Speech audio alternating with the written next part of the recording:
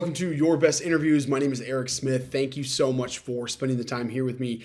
Really short video, but one that is relevant for most people that are in a job currently today. So probably the most important thing that you could be doing if you're in a job today, even if you like your company, are not looking to leave, is start documenting what you're doing on a yearly basis. And what I would recommend is actually start documenting it each quarter. So every 3 months, make a list. What are some of the accomplishments that you've done? What are some of the things that you've won? What you're doing is you're documenting your growth and your successes in your current role.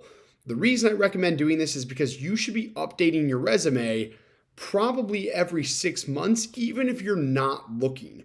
Because what is most daunting when you are actually starting to look, or if a great opportunity reaches out and said, hey, we would love to interview for this role, then what you have to do is go back and update your resume. And it's really hard if you've been at your company for a lot of years and you haven't been keeping your resume updated to think back on all the different accomplishments, things that you've learned, skills that you've grown.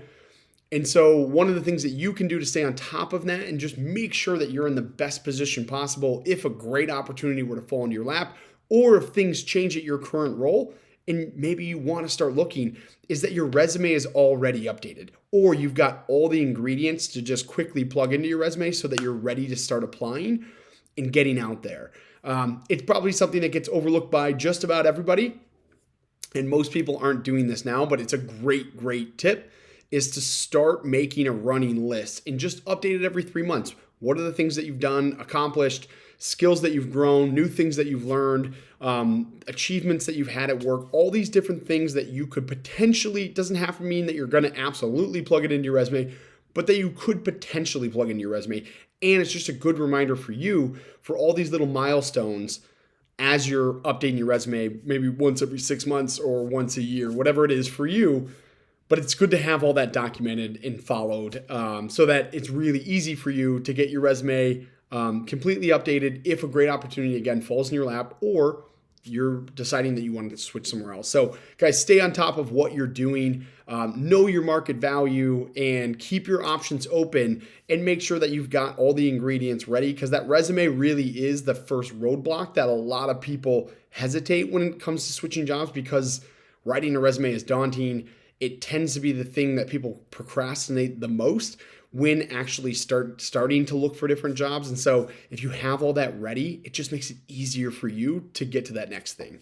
Guys, hopefully this was helpful. Hit subscribe, 2 videos every week, Monday and Wednesday. And I've got a ton of links below. If you're just starting the job search process or the interview process, if you're somebody who gets a lot of anxiety going into interviews or switching jobs, even just thinking about it, check out all the support links below.